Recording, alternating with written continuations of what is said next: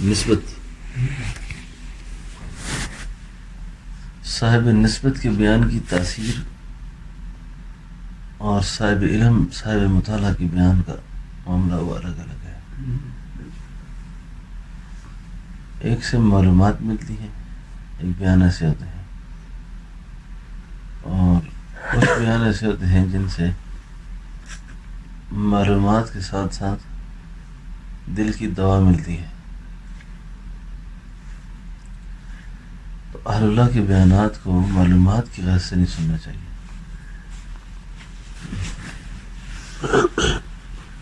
معلومات کی وجہ سے نہیں سننا چاہیے کہ میری معلومات میں اضافہ ہوگا اور پھر میں نے یہی بیان آگے کروں گا،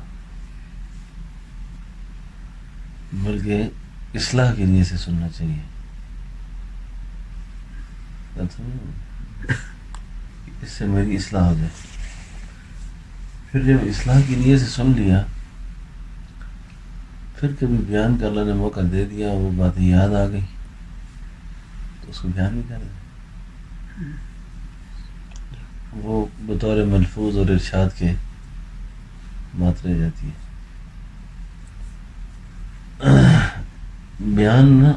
بیان اس میں اللہ والوں کے بیانات میں ایک نور ہوتا ہے، ایک فیض ہوتا ہے.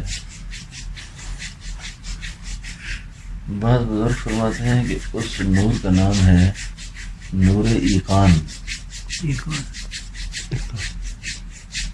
نور ایقان، یہ نور ایقان جب آتا ہے نا تو یہ مجمع کو گرفت میں لے لیتا ہے، یہ مجمع کو پکڑتا ہے، اس سے فیض ہوتا ہے. حضرت جی مولانا یوسف صاحب رحمۃ اللہ علیہ لاہور میں بلال پارک میں بیان کر رہے تھے،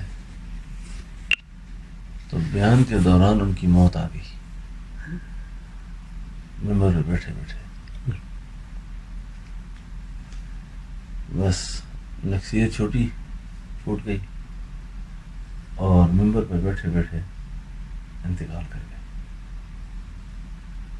ان کی وفات جو ہے نا جی، اس کا صدمہ بہت محسوس کیا گیا. کوئی عام آدمی تو تھا نہیں، اب جس کی تربیت اور جس کے فیض پہ لاکھوں لوگ وابستہ ہوں، اچانک اٹھ جانا ہے قیامت سے کم تو نہیں ہوتا نا.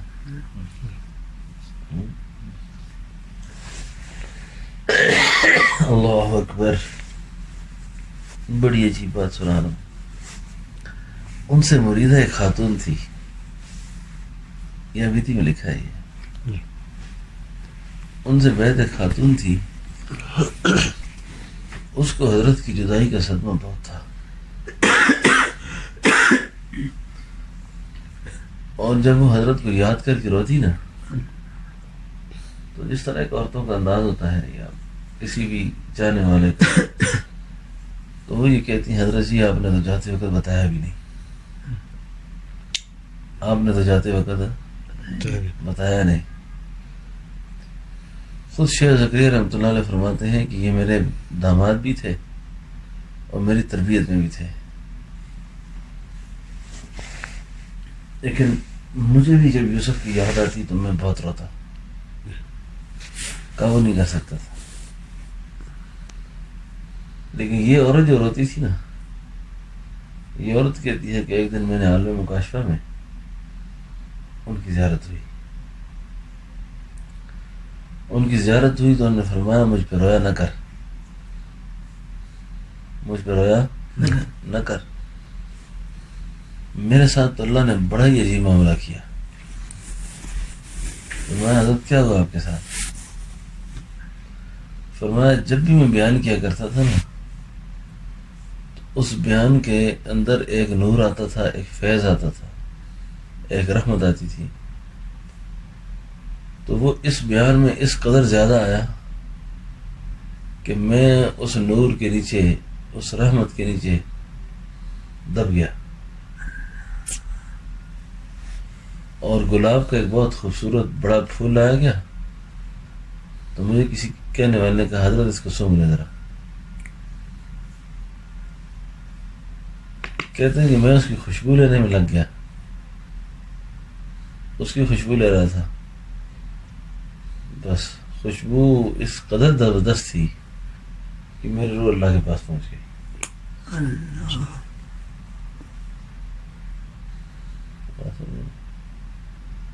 اللہ والوں کی کیا کیا باتیں ہیں۔ میں اس بات کے بعد پھر ہمیں بہت صبر ہوا کہ ان کا معاملہ اللہ کے ہاں بہت اچھا ہو گیا۔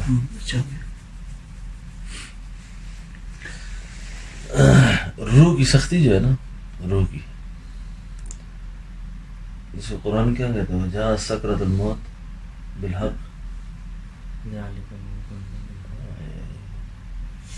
اللہ حفاظت فرمائے، اللہ حفاظت فرمائے۔ موت کا وقت اللہ سب پر اللہ کرتا ہے، نہ مرے نہ جیے، ایسی بات بھی ہوتی ہے نا جی کہ ایک کشمکش لگی رہتی ہے سال سال تک، 6 مہینے تک۔ ایک شاعر کہتا ہے، کون سہ سکتا تھا حیات جاویداں کی سختیاں، کون سہ سکتا تھا حیات جاویداں کی سختیاں۔ موت کا زندگی پر کتنا بڑا احسان ہے۔ موت ایک وقت ایسا ہوتا ہے کہ موت آ کر احسان کرتی ہے، موت کا زندگی پر کتنا بڑا احسان ہے۔ کشمکش ہوتی رہی دن رات مرگ و زیست میں، کشمکش ہوتی رہی دن رات مرگ و زیست میں، انتہا میں موت جیتی اور ہاری زندگی، انتہا میں موت جیتی اور ہاری زندگی۔ موت کو فتح ہے آخر میں، اور زندگی کو شکست ہے۔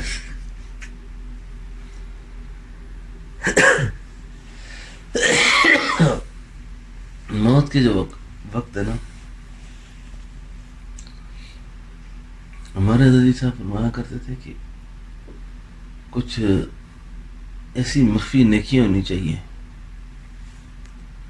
کوئی ایسے صدقے ہونے چاہیے، ایسی خیرات ہونی چاہیے، ایسے کار لائقہ ہونے چاہیے جو جس کو اللہ کے علاوہ کسی کو پتہ نہ ہو، اور وہ اس نیت سے ہو کہ یا اللہ مجھ پہ موت کی سختی نہ اور خاتمہ ایمان پر ہو۔ مسئلہ مرنے کا نہیں ہے، مرنے کے بعد والی زندگی کا ہے۔ ہمارے عام طور پہ پنجاب میں ہم کہتے ہیں نا جی کہ او جی بس بڑے اللہ نے فضل کی تھی جی، بزرگ سامے گئے، سامے گئے، مہمان آئے، بڑا اچھا کھانا ہوا، جنازہ پڑا ہوا، رخصت ہو گئے۔ اسی کو ہم کامیابی سمجھتے ہیں۔ مرنے کے بعد کیا ہوگا؟ اس لیے بہت ڈرنا چاہیے اللہ سے، اور اللہ جل شانہ کا خوف ہر وقت دامنگیر رہنا چاہیے، ہر وقت رہنا چاہیے کہ نہ جانے کس وقت بلاوا آ جائے، اور جس وقت بلاوا آ جائے اس وقت میں ذہنی طور پہ تیار ہی نہیں ہوں۔ میں خود کبھی سوچتا رہتا ہوں اس بات پہ، یہ ہے پریشان کون بات ہے۔ اچھا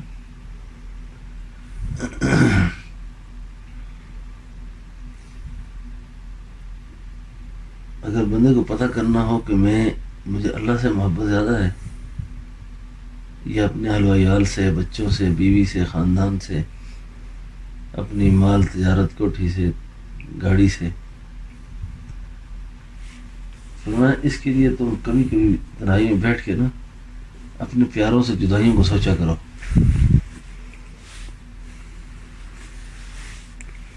اس کو مراقبہ موت کہتے ہیں۔ کیا کرو؟ سوچا کرو، سوچو اس طرح کرو، اے اللہ اگر اس وقت میں مر جاتا ہوں، دیکھیں نا وقت تو تعین نہیں ہے نا، ہم جیسے آج سارے ملاقات کے لیے یہاں جمع ہیں، ہم سب کی ملاقاتوں میں سے ایک ملاقات ایسی ہونی ہے جس ملاقات کے بعد پھر ملاقات نہیں ہوگی. ایسے ہوگا جی بالکل. ایک ملاقات ایسی ہونی ہے جس کے بعد پھر ملاقات نہیں ہوگی. آپ کہیں گے اچھا ہم وہاں فلاں وقت ملے تھے, میں کہوں گا اچھا ہم آخری دفعہ مدینہ شریف میں ملے تھے اور فلاں جگہ اکٹھے تھے, یہ تھا. ایسے ہی ہوتا ہے نا. ایک ملاقات ہماری ایسی ہونی ہے. کیا بات کر رہا تھا؟ مراقبہ موت. مراقبہ موت یہ ہے کہ تنہائی میں بیٹھ کے سوچا کرو کہ میرے مرنے کا اعلان ہو گیا ہے, میرے مرنے کا اعلان ہو گیا ہے, اور میرے عزیز و اقارب لواحقین میری میت پہ جمع ہو گئے ہیں. اب رو رہے ہیں, کوئی سرانے کھڑا رو رہا ہے, کوئی پاؤں کی طرف رو رہا ہے.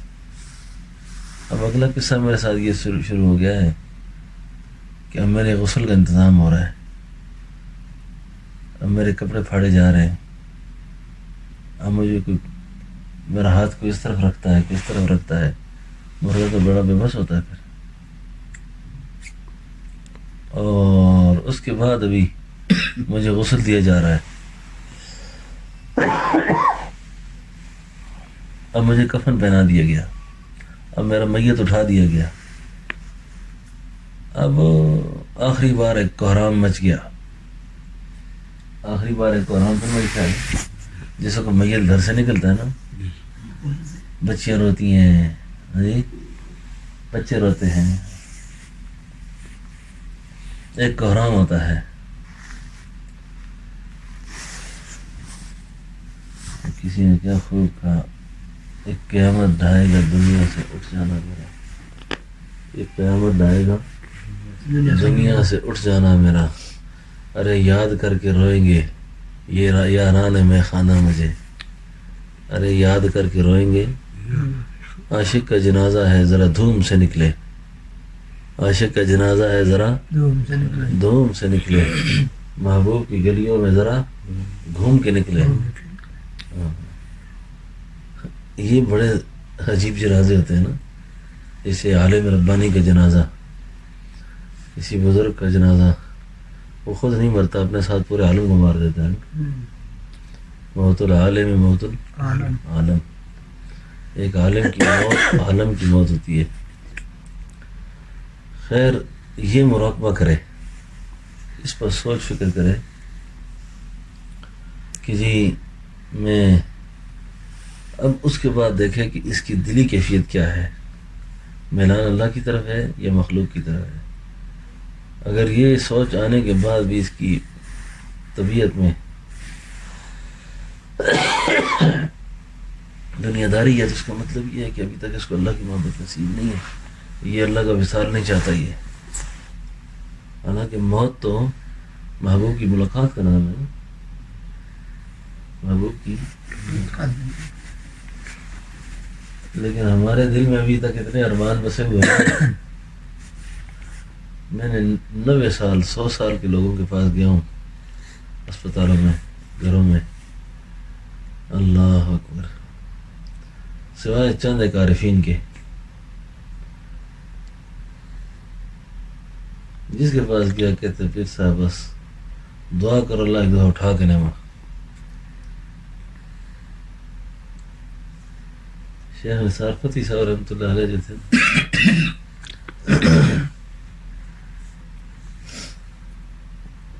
وہ خفا ہوتے تھے اس بات سے.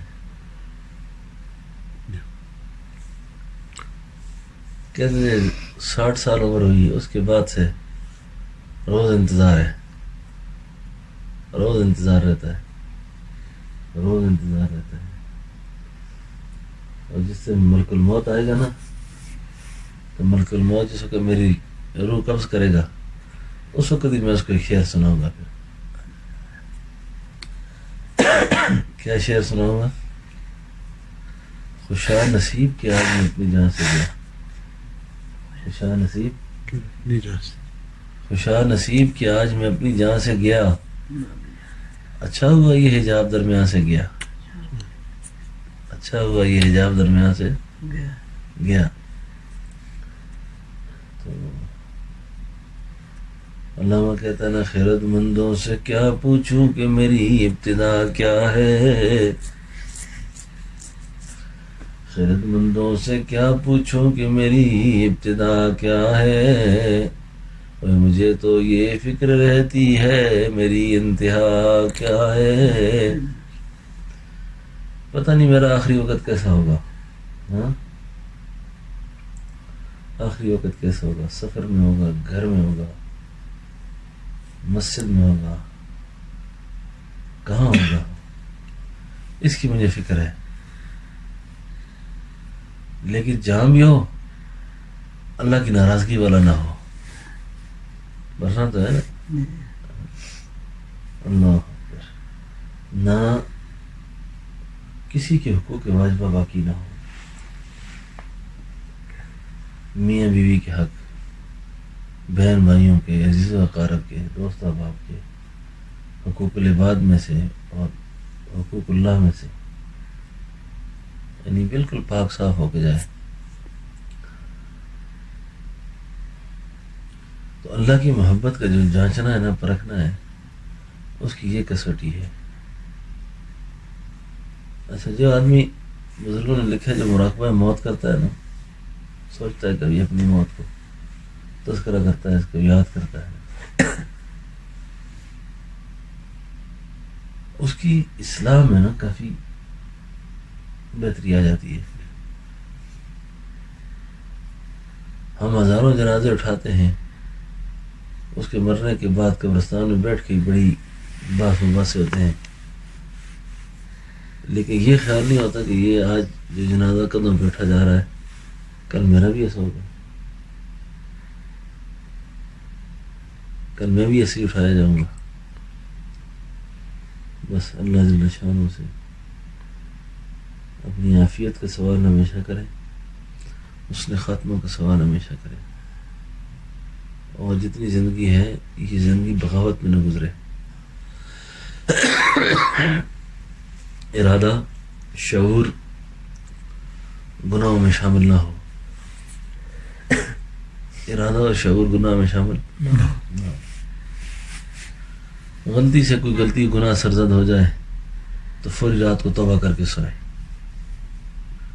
کئی دفعہ ایسا ہوتا ہے کہ جس کو رات ہوتی ہے پھر ان کی صبح نہیں ہوتی، اور کئی ایسے ہوئے جن کی صبح ہوئی پھر ان کی رات نہیں آئی.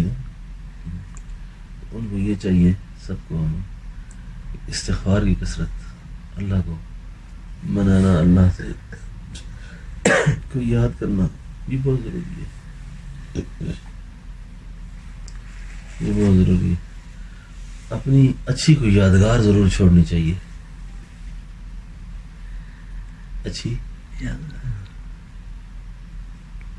ہمارے ایک بزرگ تھے، انہوں نے کہا میں نے اپنی اچھی یاد کے طور پر ایک مسجد تعمیر کروائی.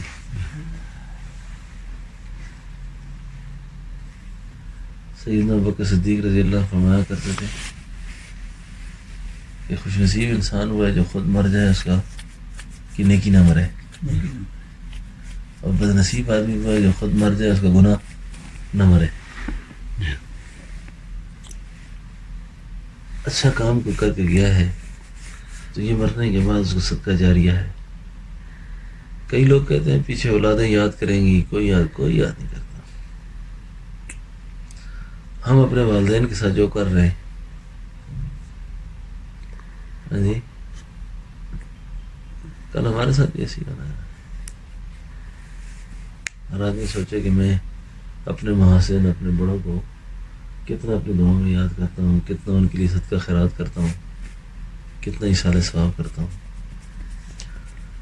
تو اللہ جل شانہ ہماری حفاظت فرمائے، اللہ ہمیں خاتمہ اللہ ایمان پہ فرمائے، اللہ ہمارا خاتمہ، اللہ یہ دعا ہمارے تمام متعلقین کے حق میں اللہ قبول فرمائے. نسبت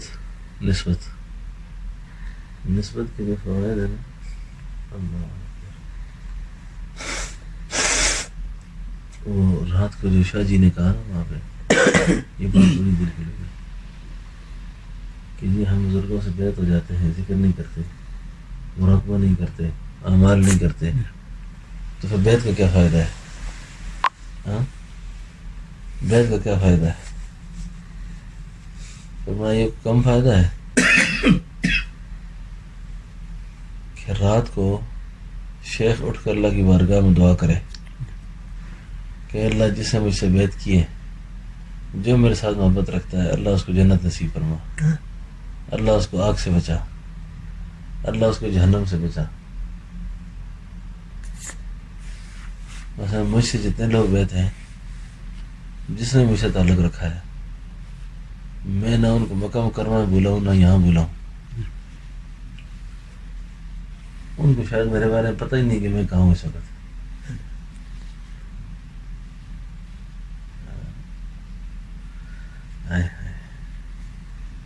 ایک بزرگ نے لکھا تھا، کسی مرید کی کم سعادت یہ نہیں ہے کہ ان کو شیخ حرم میں ہو، کسی مرید کی یہ کم سعادت ہو نہیں ہے کہ شیخ حرم میں ہو۔ ہاں اللہ اکبر۔ اللہ جل شانہ ہمارا خاتمہ بالخیر فرمائے، آمین اور اللہ جل شانہ بری موت سے بچائے، برے انجام سے بچائے، اور ہماری زندگی میں اللہ برکت نصیب فرمائے، ہمارے کاموں میں اللہ برکت نصیب فرمائے، زندگی میں کام میں برکت ہو، اللہ جل شانہ ہمارے لیے آسانیاں پیدا فرمائے۔ بس یہ آج اس وقت ہمیں ظہر کی نماز کے بعد مدینہ پاک میں یہ ہماری مجلس ہوٹل کے کیا نام ہے اس ہوٹل کا؟ شام نمبر 1 شام ہوٹل 1 نمبر، جس میں یہ ہماری مجلس ظہر کی نماز کے بعد ہوئی۔ اللہ رب العالمین ہم سب کی حفاظت فرما کر ہم سب کو اللہ نیک اعمال کی توفیق نصیب فرمائے، آمین اور رسول کریم صلی اللہ علیہ وسلم کی ذات عالی سے، ذات بابرکت سے ہمیں خاص قرب نصیب فرمائے، اور جب تک ہم زندہ ہیں اللہ رب العالمین ہمیں، ہماری اولادوں کو، آل اولاد کو، قیامت تک آنے والی نسلوں کو اللہ مدینہ منورہ کی بار بار کی مقبول حاضری اللہ نصیب فرمائے، آمین اور ان مقامات کی بے ادبیوں سے، بے احترامیوں سے اللہ بچائے، آمین اور اللہ ہمیں عقیدہ تحفظ ختم نبوت کے لیے اللہ قبول فرمائے، آمین اور ہمیں اللہ اپنے دین کے لیے قبول فرمائے۔ جتنی بقیہ زندگی اللہ پاک دین کی خدمت کے لیے ہماری جانوں کو، ہمارے مالوں کو وقف فرما دے، اور ہمیں اللہ قبول فرما دے۔ ربنا تقبل منا انک انت السمیع العلیم وتب علینا انک انت التواب الرحیم۔ بس ختم ہو گیا 23 منٹ۔